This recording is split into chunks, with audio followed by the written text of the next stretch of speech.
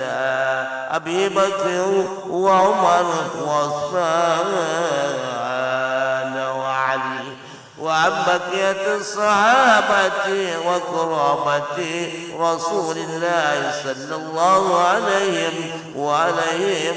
أجمعين والحمد لله رب العالمين. فضل. السلام عليكم ورحمة الله وبركاته. الحمد لله والصلاة والسلام على رسول الله وعلى آله وصحبه ومواله. أما بعد رب اشرح لي صدري ويسر لي أمري واحلل عقدة من لساني يفقهوا قولي. اللهم انفعنا بما علمتنا وعلمنا ما ينفعنا. اللهم زدنا علما وارزقنا فهما وآتنا حكمة. اللهم بارك لنا في مجلسنا هذا برحمتك يا أرحم الراحمين. Ayat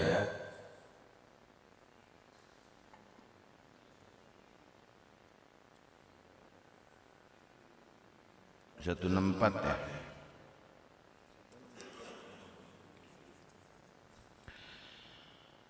أعوذ بالله من الشيطان الرجيم.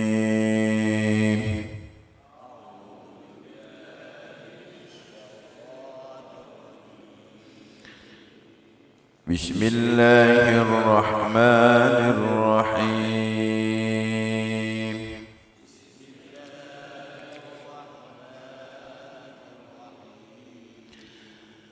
لقد من الله على المؤمنين إذ بعث فيهم رسولا من أنفسهم يتلو عليهم آياته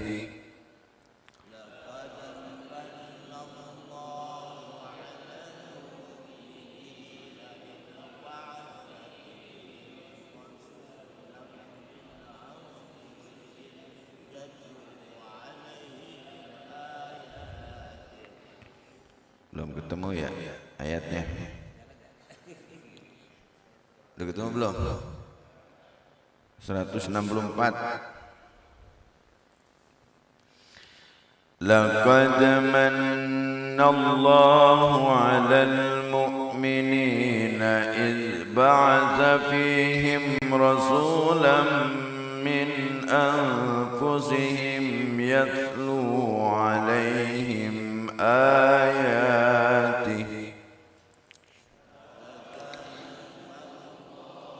على المؤمنين إذ بعث فيهم رسولا من أنفسهم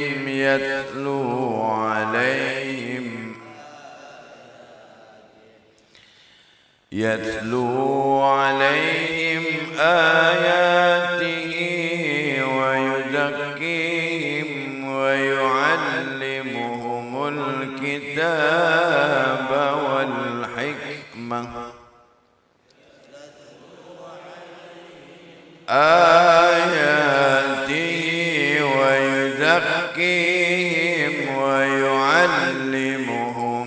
الكتاب والحكمة وإن كانوا من قبل لفي ضلال مبين.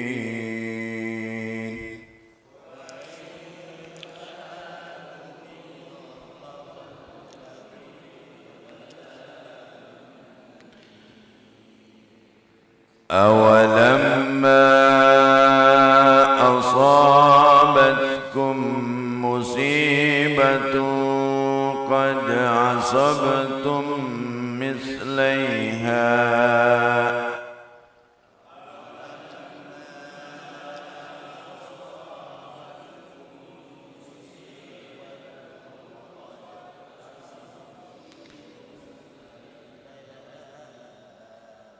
أولما أصابتكم مصيبة قد أصبتم مثليها قلتم أن هذا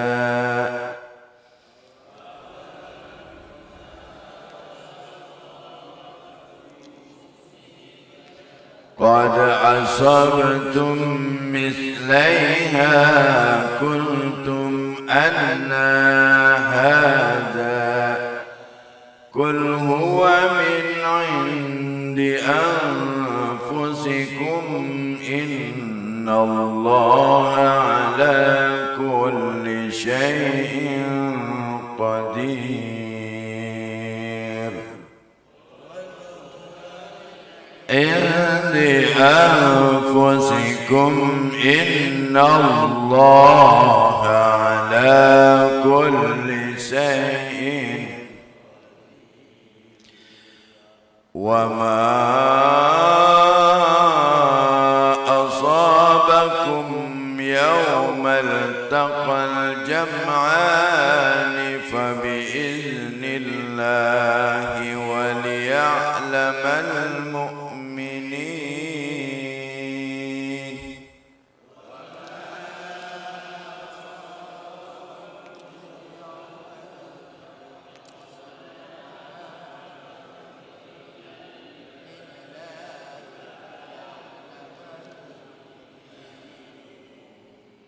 وليعلم الذين نافقوا وقيل لهم تعالوا قاتلوا في سبيل الله أو ادفعوا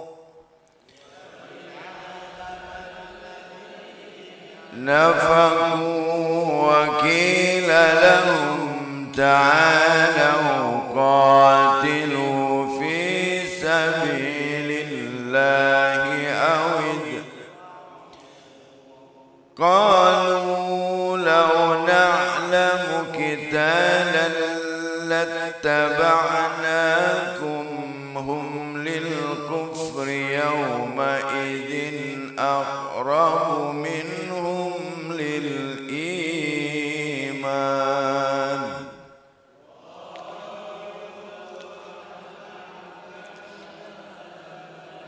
لاتبعناكم هم للكفر يومئذ أقرب منهم للإيمان يقولون بأفواههم ما ليس في قلوبهم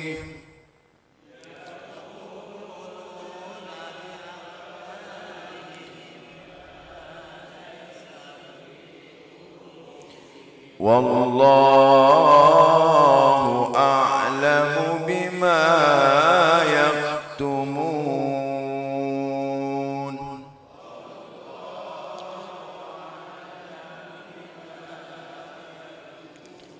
صدق الله العظيم.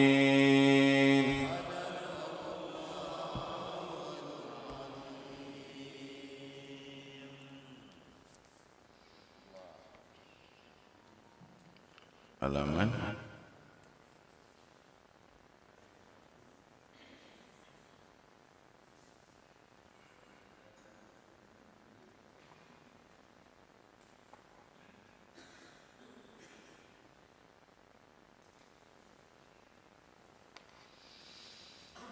Bismillahirrahmanirrahim.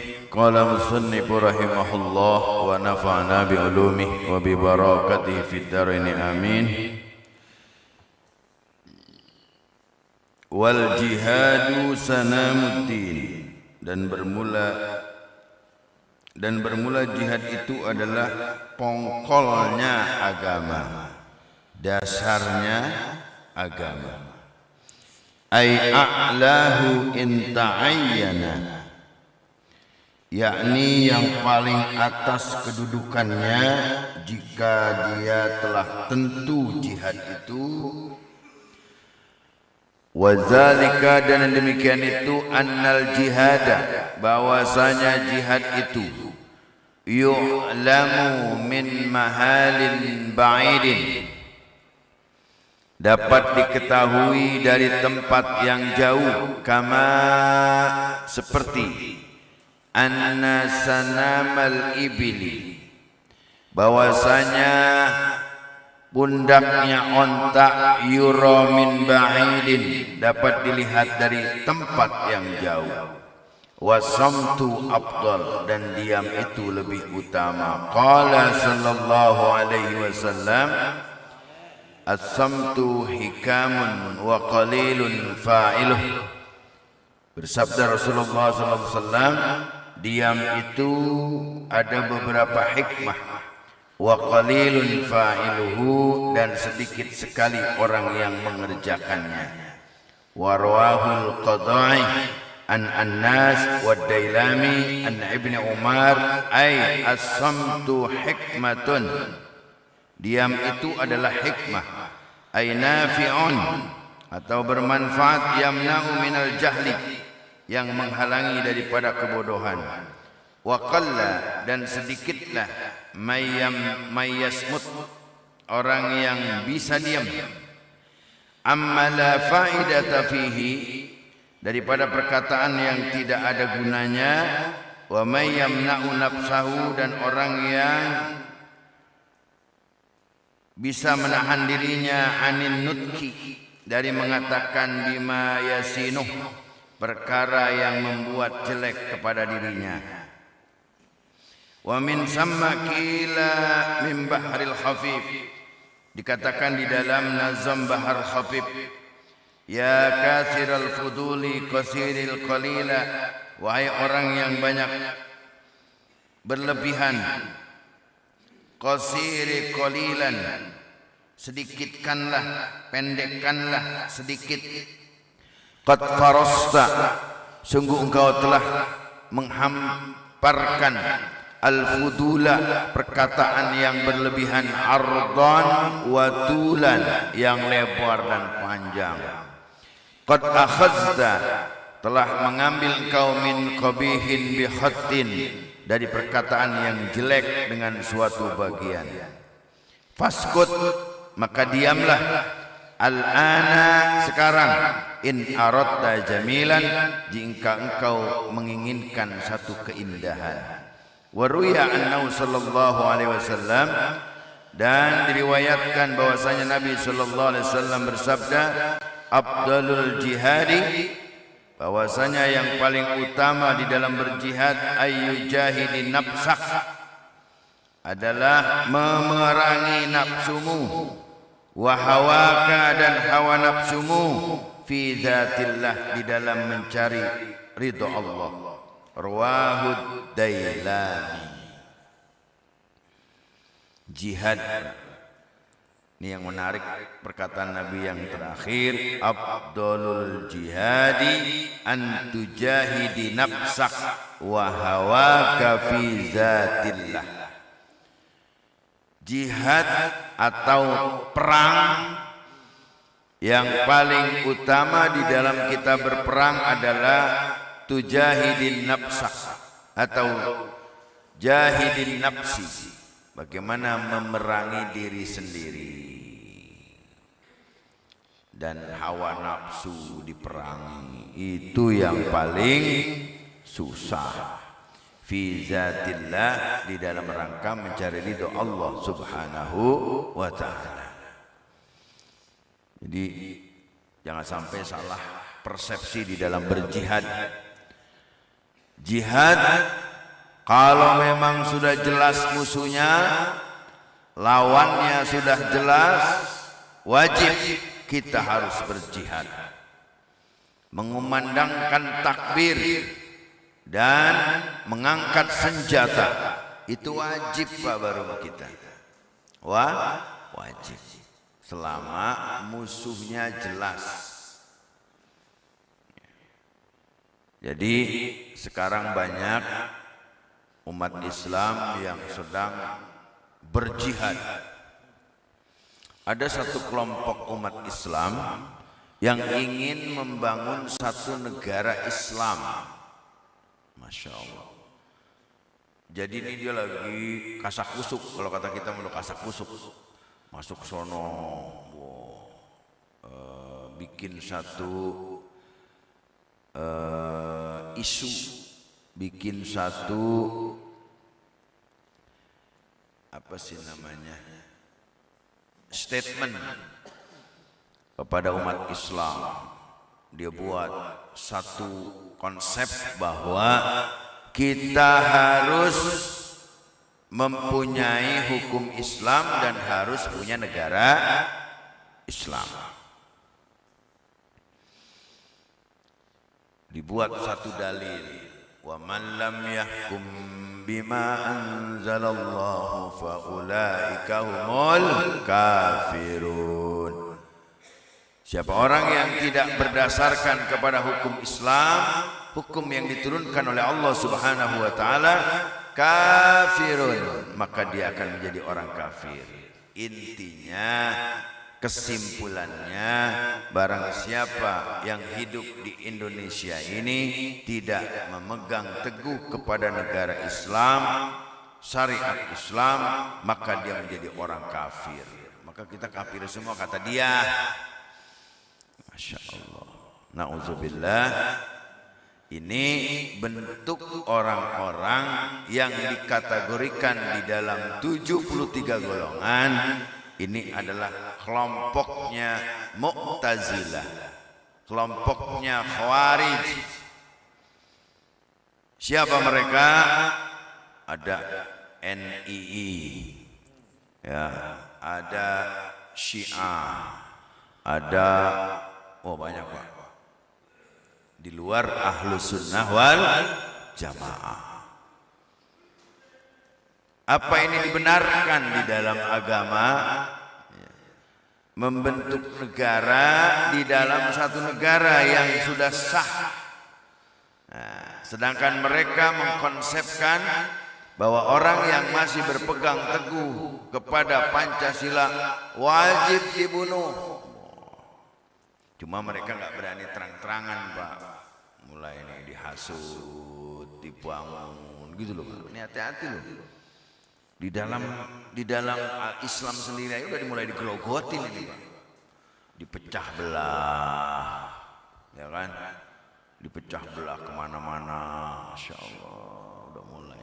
Hati-hati, kita tinggal bagaimana jihadun nafsi, bagaimana membangun komitmen kepada diri kita, memerangi kebodohan, memerangi kemalasan, ya, memerangi kemunafikan dalam diri kita sendiri.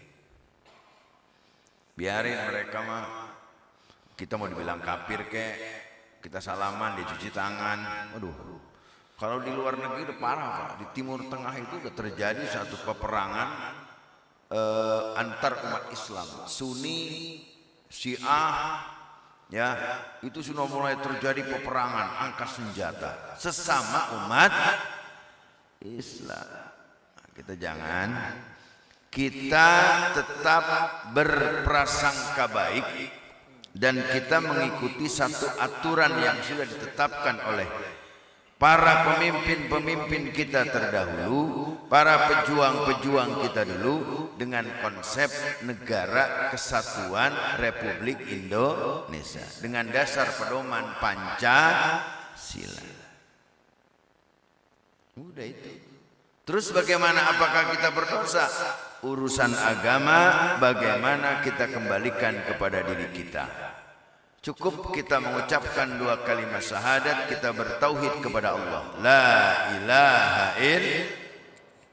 Salat, puasa, zakat, haji, selesai urusan, Pak. Salatnya dibenerin, insyaallah dari hari ke hari, benahin salat aja, Pak. Enggak bisa kita mikir yang lain-lain. Enggak bisa mikir yang NKRI Pancasila, apa katanya? Harga mati. Pakai masker, nggak pakai masker mati. Masker Tuhan. Salah juga tuh, Pak. Jadi kadang-kadang konsep-konsep gitu tuh, bahasa-bahasa seperti itu nggak boleh terlalu berlebihan. Kalau kita belajar balaghah, kalau kita belajar ilmu bayan, ilmu mantik, itu terlalu berlebihan. Ya, cukup pakailah masker agar kamu sehat, selesai. Pakai masker harga mati, enggak pakai masker langsung mati. Kita nggak pakai masker kemarin, alhamdulillah, karena kematian itu milik Allah.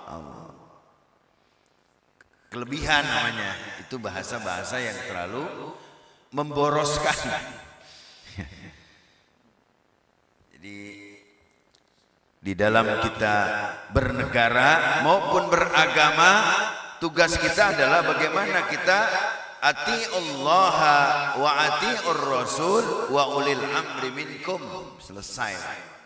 Taat sama Allah, taat sama Rasulullah, taat kepada para pemimpin. Arti taat kepada pemimpin itu yang bagaimana gitu. Dalam hal-hal yang positif, yang tidak positif perlu kita kritisi. Maka wajar kalau ada ulama-ulama yang nahil munkar mengkritisi kebijakan-kebijakan pemerintah, itu wajar. Bukan kurang ajar, bukan, wajar. Bukan berarti mereka dengan mengkritisi seorang pemimpin, mereka alirannya berbeda, mereka teroris, mereka pengancam negara. Waduh, berlebihan Pak, Masya Allah.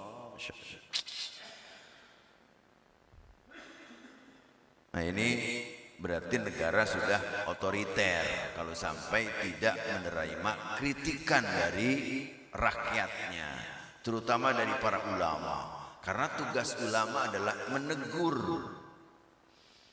Tugas ulama itu meluruskan. Dari mulai zamannya Imam Hanafi, Imam Maliki, Imam Syafi'i, dan Imam Hambali, mereka tidak ada satupun para ulama yang tidak mengkritisi pemerintah. Semua dikritisin Pak. Sampai ada riwayat Imam Hanafi itu mati diracunin di penjara. Semua di penjara. Semua dihukum oleh para pejabat, oleh penguasa-penguasa. Nah, itu kejadiannya. Mulai dari situ akhirnya timbullah satu kekuasaan otoriter, terutama di Arab Saudi karena dia sistem dinasti kerajaan. Sistem kerajaan itu tidak ada yang namanya demokrasi terbuka karena mereka langsung pada keturunannya yang disebut dengan pangeran. Maka tidak boleh ada demonstrasi di Arab Saudi. Orang khutbah menyampaikan mengkritisi pemerintah langsung ditarik lagi khutbah juga penjara. Lebih serem lagi kalau di Arab Saudi, mana ada hukum kisos. Nah, di Indonesia kita sistem demokrasi, jadi harus bebas, harus menerima dikritisi, tapi juga kita mengikuti aturan pemerintah. Begitu. Atiullaha wa atiur rasul wa ulil amri minkum. Taat sama Allah, taat sama Rasul, taat juga kepada penguasa. Tapi tanda kutip, bila ada sesuatu kebijakan yang keluar daripada mensejahterakan rakyat, maka wajar kalau dikritisi. Itu pun dengan bahasa-bahasa yang baik gitu. Jadi jihad adalah yang terpenting, jihadun nafsi. Kalau misalkan sekarang banyak, hati-hati juga sih, kita nih sudah mulai digerogoti Pak, dari dalam digerogoti umat Islam nih. Ya, kalau kita belajar yang namanya firqah, 73 golongan di antara umat Islam, maka yang Allah akan selamatkan adalah ahlus sunnah wal jamaah. Siapa ahlus sunnah wal jamaah? Yang berpegang teguh kepada firman Allah, perkataan Nabi, perbuatan Nabi, mengikuti para sahabat, tabi'in, ulamaul amilin. Itulah ahlus sunnah wal jamaah. Sumbernya tetap Quran dan hadis, ya. Kemudian sahabat, ya, baru tabi'in, ulamaul amilin, wal imamil muttaqin ke bawah. Jadi enggak Quran hadis aja, Quran hadis. Apa itu tahlil? Tidak ada dalil itu tahlil. Susah nyarinya dalilnya. Karena berpisah dalilnya. Enggak ada. Marilah kita lakukan tahlil setiap ada yang meninggal. Ya enggak ada di Quran. Di hadis Nabi enggak ada.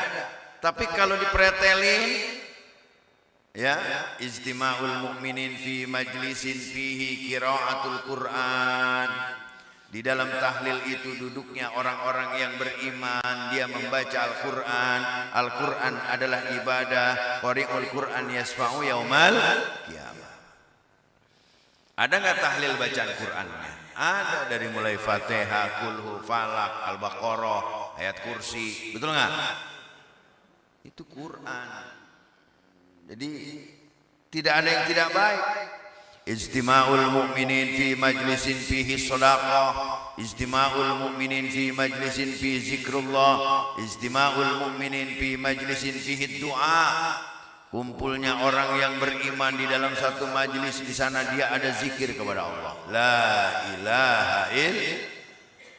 Makanya tahlil itu adalah merupakan mengucapkan sesuatu ketauhidan kepada Allah. Ya. La ilaha illallah, zikir. Ijtima'ul mu'minin fi majlisin fihi du'a, nanti acaranya ditutup dengan doa. Ijtima'ul mu'minin fi majlisin fihi shadaqah, nanti terakhir setelah doa baca bagi-bagi makan, ada sedekah. Sedekah dianjurkan dalam agama. Doa dianjurkan dalam agama, betul enggak? Zikir kepada Allah dianjurkan dalam agama, baca Al-Quran dianjurkan dalam agama. Semua ini mengandung pahala, semua ada dalilnya. Itu dalilnya jawaz, jawaz tuh. Jawaz apa namanya? Abdul Qadir siapa itu? Yang kalau ngomongin tahlil, mana dalilnya? Dalilnya dipecah, yang nggak ada yang namanya dalil itu mutlak, nggak bisa. Tapi kalau kita lihat baca Quran ada dalilnya, sedekah ada dalilnya, zikir kepada Allah ada dalilnya, ya kan? Ya kan, doa, baca doa, ud'uni astajib lakum, berdoalah kamu kepadaku maka aku akan mengijabah. Jadi sebetulnya konteks ibadah yang dilakukan oleh ahlu sunnah wal jamaah, diantaranya kegiatan-kegiatan tahlil itu ada dalilnya. Cuma nggak langsung satu ayat, ayo kita tahlil, kalau enggak lah, masa Allah ngurusin yang begitu. Al-Quran mah konsepnya adalah bagaimana berbicara tentang hukum, berbicara tentang ekonomi syariat, ya, bagaimana berbicara tentang politik, ada semua di dalam Al-Quran. Bagaimana menjelaskan pribadi manusia, innal insana khuliqa halu'a idza massahu sarru jaju'a wa idza massahu khairu manu'a illal musallin alladzina hum fi salatihim khashi'un. Manusia itu diciptakan oleh Allah dalam keadaan resah dan gelisah. Benar Pak, kita lagi gelisah mulu ini sekarang, makanya pada meriang. Banyak yang sakit, kenapa? Pada gelisah. Udah ditakut-takutin mulu kita, udah mulai tenang-tenang, ada lagi PPKM katanya. Saya jamaah umroh saya pulang-pulangin Pak. Pusing malah saya, udah naik lagi aja. Harga dari harga paket 25 juta sekarang sudah naik hampir 40 juta. Saya tanya jamaah, mau berangkat nggak? Mau berangkat nggak? Mau berangkat nggak? Berapa nambahnya? Sekian, dari 325 jadi hampir 40. Wah, saya ngumpulin dikit-dikit, udah tak gua tanya mau berangkat nggak? Kalau enggak gua balikin, gitu aja selesai urusan. Alhamdulillah Pak, udah 3 orang di rencana saya balikin semua. Besok saya mau pertemukan hari Minggu, saya kumpulin semua jamaah, udah balik-balikin, udah pergi sama siapa kira lah, pusing kepala gua. Karantinanya lama, umrohnya cuma sekali. Ada ini, ada itu, VCR, udah ribet Pak sekarang, umroh. Ya, jadi kalau ada di media orang berangkat itu mah promosi travel aja Pak, promosi travel. yang berani, kemudian jamaahnya nggak paham. Seharusnya jamaah diberi pemahaman, nih loh Pak, nanti kamu jamaah cuma sekali, nih aturannya, kamu nanti karantina. Jangan dikasih yang enak-enak doang. Biayanya harus naik, segini, ini di luar, ini. Perhitungkan lagi. Saya nggak pernah ngebohongin jamaah Pak, nggak mau. Bisa aja saya kasih kabar gembira, ayo, pokoknya enak sono dah. Kita tidur di bawah pohon korma. La ilaha illallah. Nggak bisa, karena orang mau ibadah itu harus benar, mereka sudah mengeluarkan biaya, berikan maksimal yang terbaik. Ini begini. Nanti dipotong Pak, pemulangan dananya itu dipotong oleh travel karena dia kemarin sudah yang namanya DP masuk sewa hotel, mereka sudah mulai masuk DP tiket, mereka sudah harus segala macam udah. Belum perlengkapan umroh sudah masuk semuanya. Udah. Sampaikan aja apa adanya. Kasihan orang dalam kondisi seperti ini pengen ibadah umroh. Kalau yang udah sering enak-enak aja. Tapi kalau yang belum kan kasihan. Ya, mereka cuma celangak celinguk. Ini umroh sekali doang. Kan saya bilang kemarin juga sekali doang. Ya. Ini masih ada yang nekat nih, 2 orang pengen, udah biarin saya mau berapa kayak saya tambah, pokoknya saya mau berangkat. Lah sayanya nggak berangkat, saya bilang karena berangkat 15 Maret Pak. Itu pun 12 hari. Ya 15 Maret 12 hari berangkatnya. Jadi saya nyerah karena 25 Maret saya punya acara di Pondok Pesantren Nurul Jannah, insyaallah Isra Mi'raj dan penutupan tablik akbar. Jadi nggak bisa berangkat. Aduh, pusing pala ya. Jadi semua itu kita kembalikan kepada Allah. La haula wala quwata illa billahil azim. Maka yang harus kita tanamkan dalam diri kita adalah jihadun nafsi. Perangi Pak diri kita. Ini rasa malas ini bukan main ini. Rasa malas, dunianya kenceng, macam-macam. Masya Allah. Mudah-mudahan Allah selamatkan kita, Allah selamatkan keluarga kita, Allah kuatkan iman dan Islam kita, dan Allah wafatkan dalam keadaan kita memeluk agama Islam. Wala tamutunna illa wa antum muslim. Jangan sampai kita wafat tidak dalam keadaan memeluk agama Islam. Tuh udah bunyi, jadi cukup sekian aja ngajinya. Wal maqalatus saniyata asyarah wallahu alam. Demikian taklim kita pada pagi hari ini. Semoga banyak manfaatnya, khususnya untuk saya dan umumnya buat jamaah sekalian. Dan mari sama-sama kita bacakan Ummul Quran Suratul Fatihah. Bil khusus yang pertama mohon Fatihahnya untuk guru kita yang mencetak kitab yang sedang Bapak pegang, yaitu Mama Ajengan Kiai Haji Ahmad Maki. Kemarin saya dapat kabar dari keluarga bahwa beliau masih dalam tidak sadarkan diri karena memang selama ini gulanya tinggi, ya, kolesterol. Tapi beliau tetap memaksakan hadir setiap acara-acara alumni yang beliau kenal. Belum lama ke Banten katanya menghadiri pernikahan anaknya dari alumni. Kemudian mampir ke Belaraja dan sebagainya, mungkin terlalu lelah, akhirnya drop masuk rumah sakit dan sekarang sudah dibawa pulang, tapi dalam kondisi belum sadarkan diri. Kita doakan mudah-mudahan sehat kembali, panjang umurnya, dan ini menjadi sanad ilmu kita agar ilmu kita berkah dunia dan akhirat. Kemudian kita juga bacakan Fatihah untuk ulama kita, guru kita yang meninggal dunia, yaitu Kiai Haji Ahmad Fauzi Manyar. Beliau meninggal kemarin, nggak tahu penyakitnya, saya juga kurang paham, dapat kabar dari media-media, dari WA dan sebagainya. Mudah-mudahan kita doakan husnul khatimah, ya, diampuni dosanya, diterima amal ibadahnya, diluaskan kuburnya, dan keluarga yang ditinggalkan akan diberikan kesabaran, serta murid-muridnya semua bisa meneruskan perjuangan almarhum. Kemudian kita bacakan Fatihah untuk segenap para keluarga kita, diri kita, saudara kita yang sedang sakit. Ini penyakit lagi bareng banget ini, flu, meriang, Ayo badan pada merah, pada dikerikin mulu. Anginnya lagi kurang bagus sekarang. Ditambah kita ini sering stres Pak, sering banyak pikiran sehingga penyakit gampang masuk.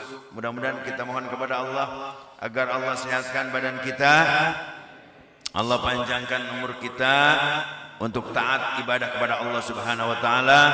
Allah berkahkan rezeki kita dan mudah-mudahan kalaupun nanti Allah wafatkan kita, wafat dalam keadaan husnul khatimah. Al-Fatihah. A'udzubillahi minasyaitonir rajim. Bismillahirrahmanirrahim. Alhamdulillahirabbil alamin. Arrahmanirrahim. Maliki yaumiddin. Iyyaka na'budu wa iyyaka nasta'in. Shiratal mustaqim. Shiratal Allahumma bihaqqil Fatihah, bisirril Fatihah, bikaromatil Fatihah, bimu'jizatil Fatihah, wa bisyafaatil Fatihah, ya farijal ham, ya kasifal gham, ya man li abdi yakbir wa yarham. Da'wahum biya subhanakallahumma wa tahiyyatuhum biya salam wa akhiru da'wahum alhamdulillahi rabbil alamin. Assalamualaikum warahmatullahi wabarakatuh.